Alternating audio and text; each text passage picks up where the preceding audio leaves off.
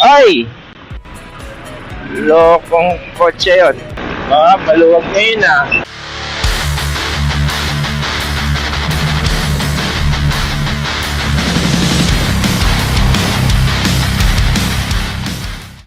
Alright.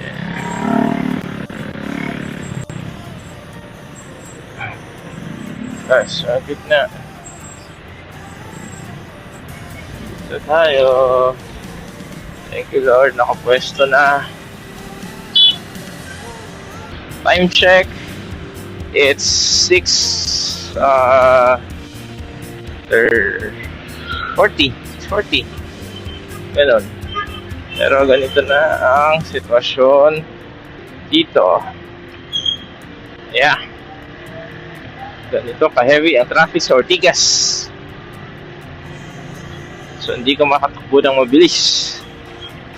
Baga lang. Because of the traffic situation and hindi tayo sure kung open na ang counterflow kasi ino-open niya ng mga pulis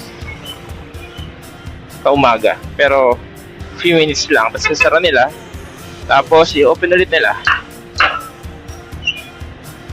I don't know if naka-open na siya ngayon.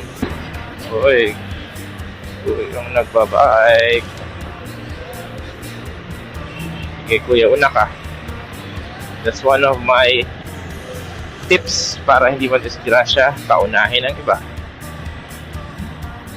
Hindi naman yan pakakain ng ng ilang oras eh. 3 seconds lang yan, baka nga wala pang 2 seconds yan eh. Safe ka pa, diba? Pero minsan pag may chance, mauna ka rin sa iba. Basta safety first. Did they open passage already? Anyway, kayo, anong oras kayo pumapasok sa trabaho nyo? At kumusta ang traffic level sa lugar nyo? Kasi dito, malala. Lagi. Pero sanay na.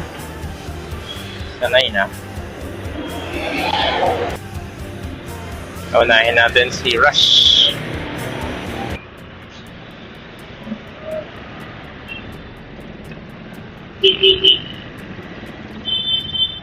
Gulat ako, pinatigil ako na.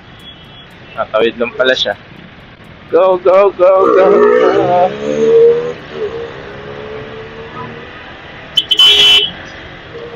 Okay, second gear. Yan.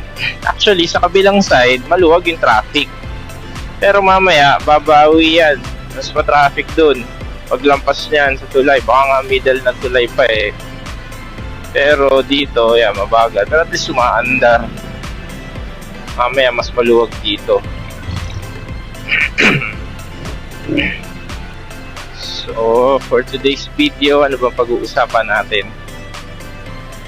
Anong oras kayo pumapasok at kumusta ang traffic situation sa lugar nyo? Okay, so for today's video, kumusta ba ang isang cafe racer sa ganitong matraffic na lugar? Kasi mababa siya. Actually, mababa na siya. Nung binili ko, binaba ko palalo. Dati, yung bar niya, isang diretso, pero mababa pa rin. May riser siya, pero sobrang mababa pa rin. Tinanggal ko yun, pinalitan ko ng clip-on na mababa, at binaba ko pa talaga siya. Ayun. So, why? Ganun gusto ko eh. Tsaka, sanay naman ako kasi nagro-road bike ako. So, yung road bike ko, mas mababa pa yun dito. But anyway, ang tanong is, kasi ito, mas mabigat naman to, motor to, hindi to bisikleta eh. So, mas mabigat ito. Tapos, mababa siya. So, ang tanong, kaya ba? Kumusta ba? Kaya ba? Lalo na kung long ride. And traffic kasi, traffic, oops. So, pag traffic, piga ka ng clutch. Ayan. Tapos, muna natin to. Ayan, piga ng clutch. Oh, ako po, ang jeep. Piga ng clutch. Anyway. So, yes, kung hindi ka sanay, masakit sa... Ay! Lokong kotse yun. Kung hindi ka sanay, masakit siya sa kamay. Kasi lahat ng pressure, hindi naman lahat, pero majority ng pressure nasa kamay. So, yung bigat mo, tapos kung may backpack ka pa, ramdam mo yung bigat sa kamay mo. Ngayon, may technique kasi dyan para hindi mo maramdaman yung bigat sa kamay mo. Yung hita mo, ipitin mo yung tangke ng hita mo. Yun lang yun. So ang magdadala ng bigat yung hita mo, hindi yung kamay mo. Sa likod, well, sanayan na talaga siya. Ano magagawa sa likod? Ano lang talaga yun. Pero ang travel ko kasi 10 kilometers papasok, 10 kilometers pa uwi. Pero yung pinaka long ride ko, pinaka mahabang na try ko, Atimonan, Quezon. Hindi ko na alam kung ilang kilometers yun. Basta ganun kalayo, Pasig to Atimonan, Quezon.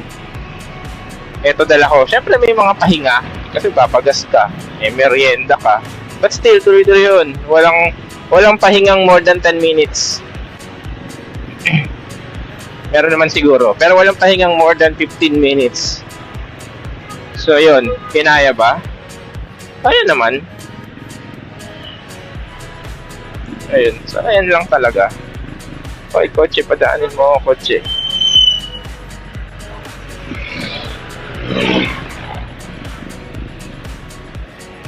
Kayo, anong masasabi nyo sa mga cafe racers? Sa mga iba pang naka-cafe racer dyan, ano ang longest ride nyo? Ilang kilometro? At kumusta ang kamay at balikat nyo? Kahit hindi ng cafe racer siguro, pati mga naka-sports bike. Pero cafe racer kasi ito eh. Ayan. Thank you, Lord. Lumalampas din tayo ng 25 kilometers per hour. Bawasan ang traffic. Oh, sorry naman ako ba yun? Okay, nandito na po tayo sa C5. At kung nakikita nyo sa harapan, ayan na ang traffic. Traffic ulit. As usual, di ko alam kung hanggang saan yan. Pero mas maluwag naman yan kaysa sa Ortigas. Mas maluwag yan.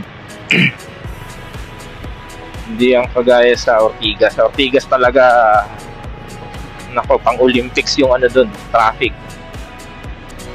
Excuse me po, makikisingit. Ito po tayo. Hindi siya pinasingit. Ay! Hindi ba makasingit?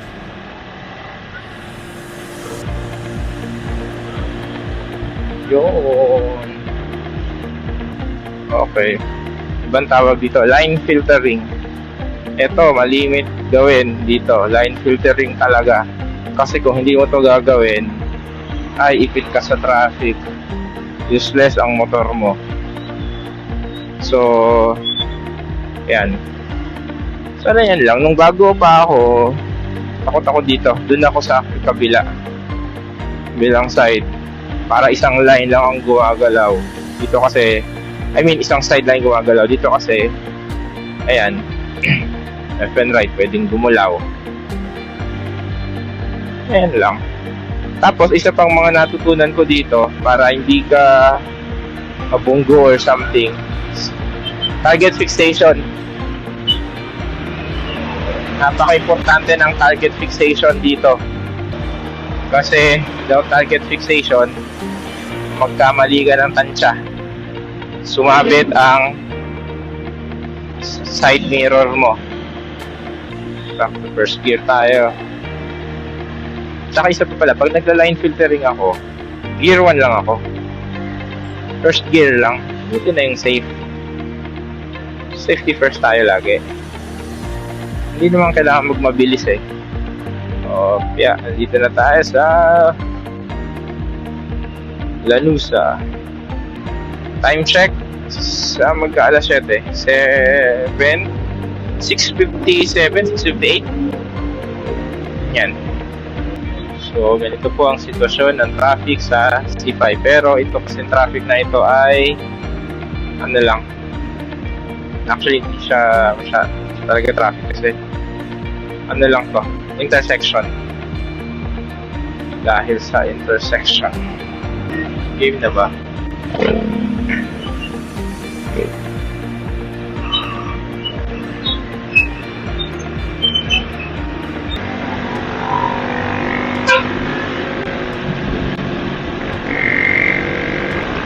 Maluwag ngayon ah.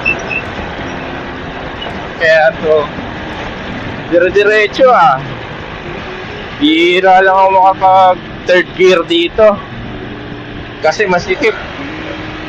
Ngayon third gear na ako, chill lang, mabagal na ako, pero diretso.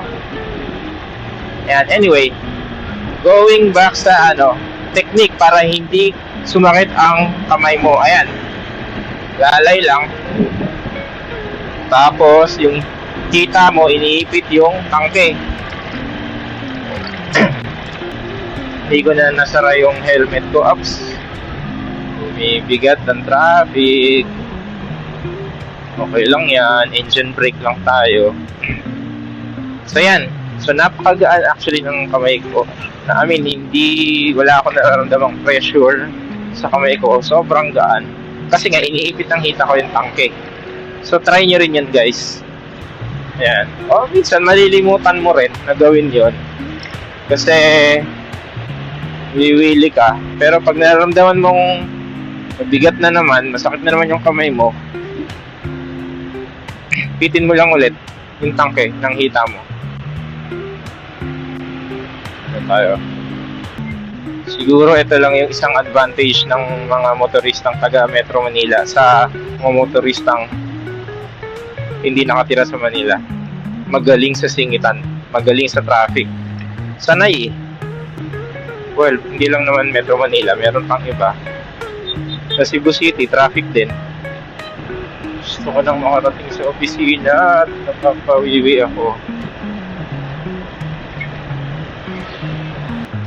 Dapat yata hindi ako nag-change lane at ang luwag ng kalsada. Parang hindi Thursday. Siguro maraming mga tao hindi na rin papasok ng Thursday, Friday. Kasi nagkaroon ng holiday kahapon.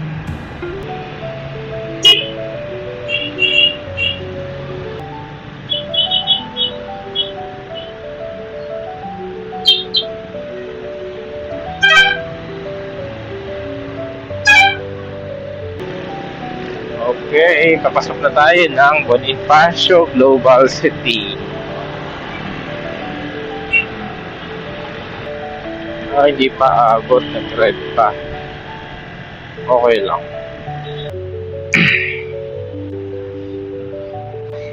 Okay guys, isa pa sa mga pwede natin pag-usapan. So itong keyway ko, so 8 months na. Tapos wala naman akong issue. Never ako nagka-issue sa motor ko. And then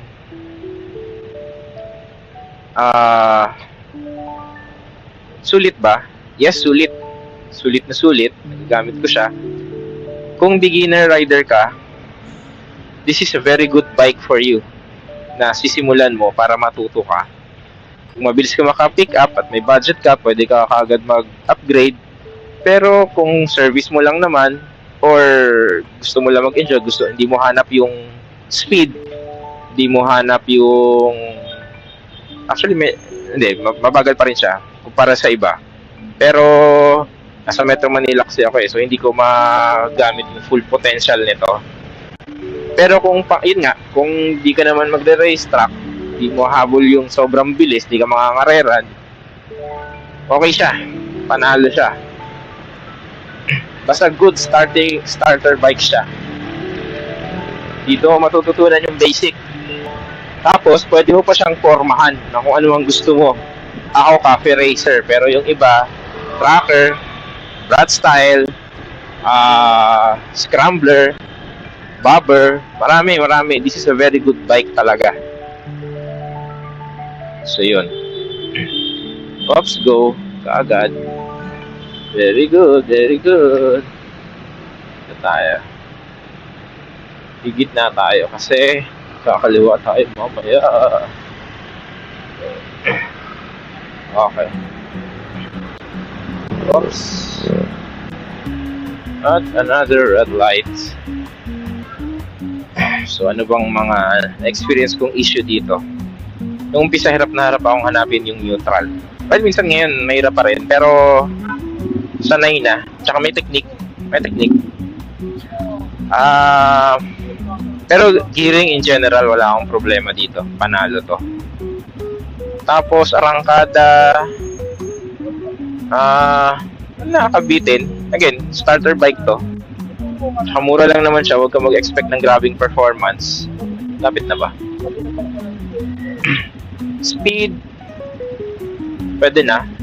Pero yun nga, in terms of parts, marami siyang compatible parts eh. So hindi rin talaga siya issue.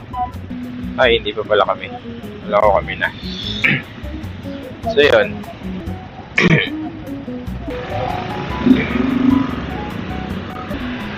Diyan na kayo at ako ay kakaliwa. Engine brake. Tanong tayo. Neutral. Time check 7:10. Lapit na tayo. Ano pa bang masasabi ko? Kung alam mo ano sasabihin mo. So dapat prepared ka. Well, at least ako, kailangan prepared ako. Yung ba kasi kaya spontaneous eh, ako hindi. Anyway, yung mga kinonsider kong motor, bago ako bumili, bago ako mag-decide, is ito, TMX 125, TMX 150, 155 pala ata. Ano pa ba? I also considered Skygo.